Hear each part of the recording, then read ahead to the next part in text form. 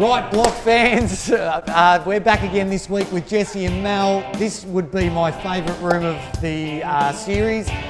We did the master bathroom. Tell us about it. Well, this one really is fit for a king, right? Yep. Oversized tile, 1200 by 600, floor to ceiling. It's the most luxurious and opulent bathroom I think that has ever been on the block. Big statement there, I'm throwing it out there. What do you think? It's my favourite room in our house. Yeah, so like during the design process, we looked at a few different layouts. We had a bit of a dead space that we ended up deciding to use for the toilet. Yeah, exactly. Which was great. Well, I think a really great design feature of the bathroom was to have the toilet in there, but have it separate. Like we put it in the glass, like Craig and Shane came and put the glass in, got the screenwriter in to frost it. Yep. And that way you've got a separate toilet in the bathroom. It's got its own ventilation. And I think that at that level, it just made complete sense. And it's a really great feature of the bathroom. I guess the vanity I love, the toilet I love, but what I love the most is when you stand there and you look at that bathtub with that floor to ceiling glass. We have to give Premium Glass and Aluminium a plug here. That shower screen. Well, the shower screen was what? I think 2.4 metres by 2.3 metres. It weighed 110 kilos. We had to take it up the scaffold. We had Shane and Craig come to do the job. And like our motto is, who needs a crane when you've got Craig?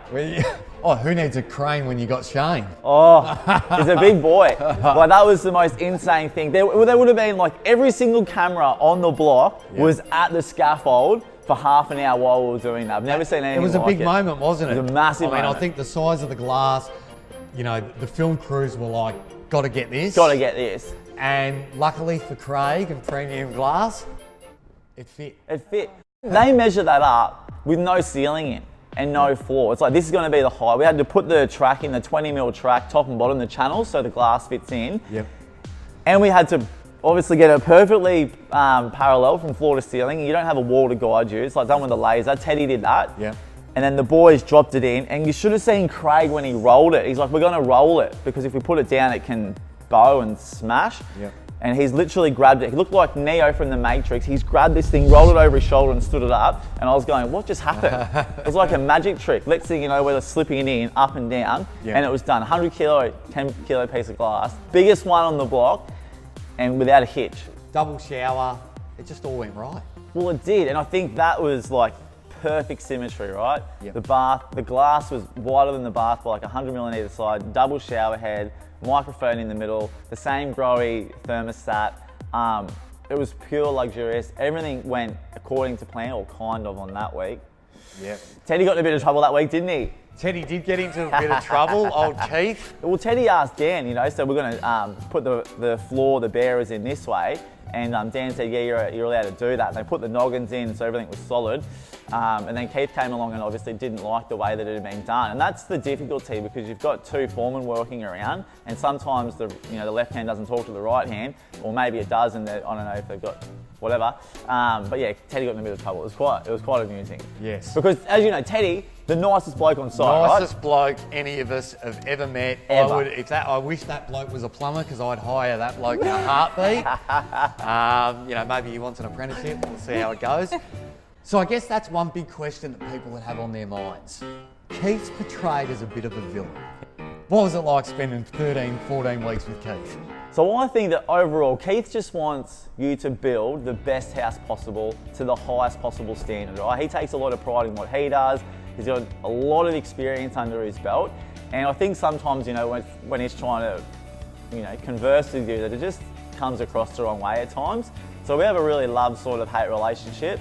But I do have a lot of respect for him. He's got a lot of experience, and yeah, we have our moments. So give him a break, guys. Yeah, give him a break. He's all right. Jesse says he's all right. I guess the hardest thing about that then would be that on the block, it's not just house 5, it's house 4, 3, 2, 1, all with separate trades, everyone doing things differently, and they've probably got a really tough job.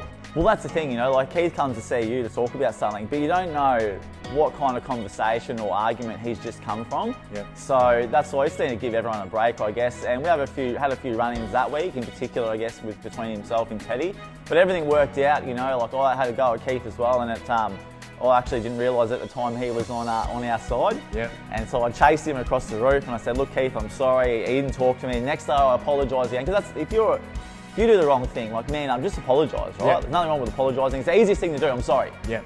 So second day I tried to apologise, didn't want to bar, but the third day I saw him again, I said, Keith, I'm sorry mate, really apologise. He gave me a hug, we hugged it out, and all was good in the world. We were back to block life.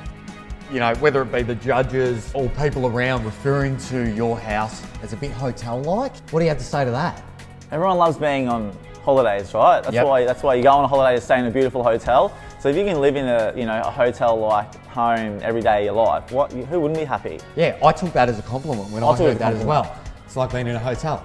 I love a hotel. I don't go away to stay in someone's home. I go away to stay in a beautiful hotel Yeah, you want to come home and feel like you're on vacation. every day of the year. All the time. And I think the house is really setting up to be that type of a feel. Yeah, it is. It's very luxurious. Yeah, so pull out your wallets, guys. You know, it is a perfect master ensuite, and you guys did a great job. Didn't walk away from with the win. House One stole that Yes. this week. Beaten by canary yellow tiles. Who would have thought? That's when we know the judges don't know what they're doing. It's all right, but we But do. that's okay. We do. We do. The buyers will. And we'll see that on auction night. Exactly. All right, thanks guys, and we'll talk to these guys next week.